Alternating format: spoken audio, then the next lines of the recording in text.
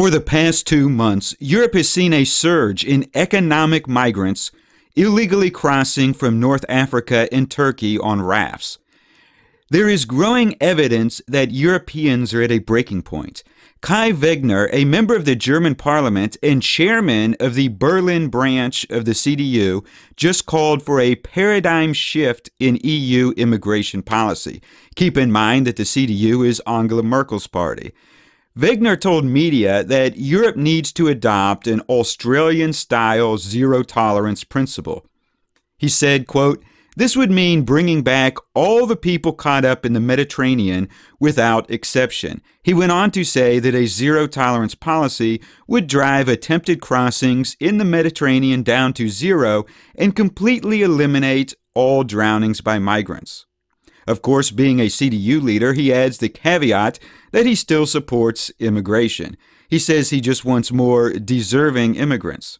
Now, I'm skeptical of his sincerity, and the CDU just allowed the UN to fly 154 Somali immigrants directly to a German city, with more scheduled next month.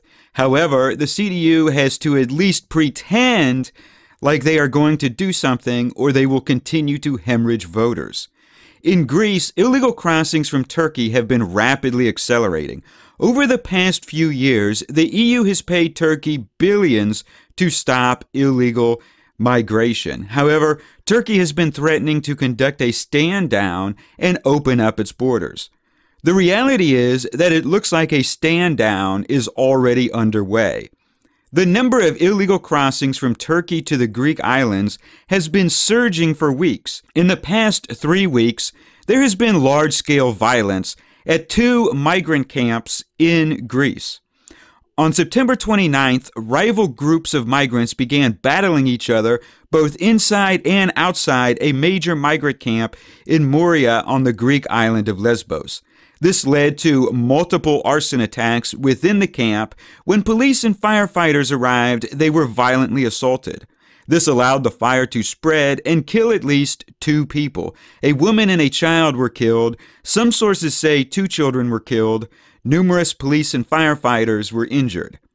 Then, on October 14th, similar events occurred at a camp in Vathi on the Greek island of Samos.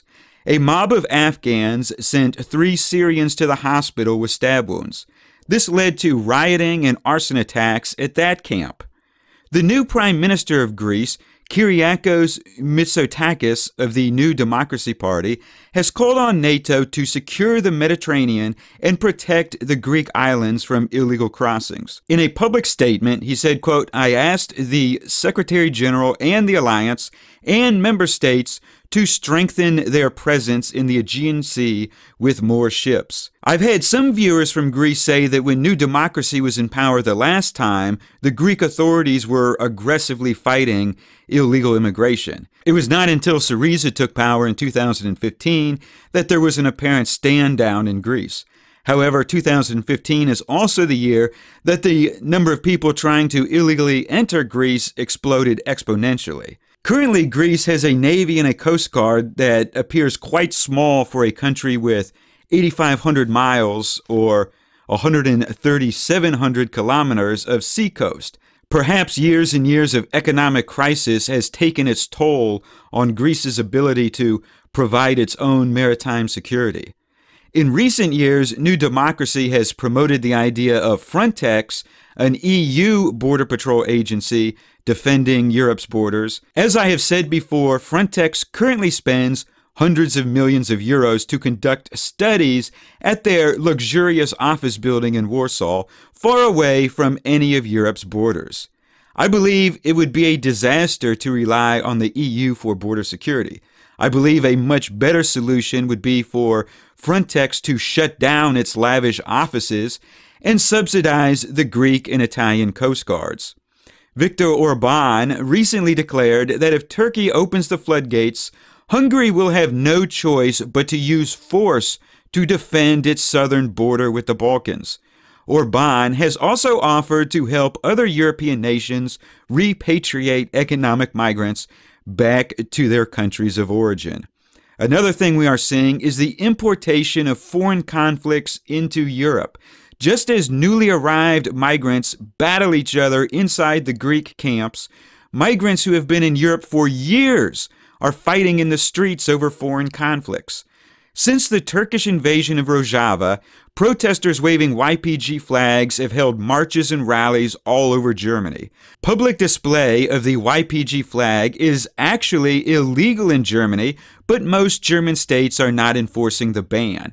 Along with the marches and rallies, there are reports of related street fights occurring around Germany as well. There are far more Turks in Germany than Kurds. However, you have white Antifa and some left-wing politicians that support the Kurdish Marxist groups that are battling Turkey. They love to romanticize images of teenage Kurdish girls fighting in Syria.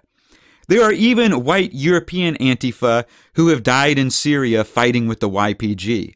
In the past, the Turkish-Kurdish conflict has turned into arson and bombings in places like Germany and Sweden. It has the potential to get much worse. European governments need to take major decisive action, and it needs to happen fast. The very fabric of many European societies are coming unraveled. This is the real crisis, not the alleged crisis of man-made global warming. All right, thanks for watching this video. Click the like button, post a comment below, and please consider making a donation to this YouTube channel, as YouTube has mass demonetized all my videos. And I would like to thank James for making a donation. And please support my sponsor, Patriotic Flags, the online flag store, patriotic-flags.com, and click the subscribe button. New video every few days.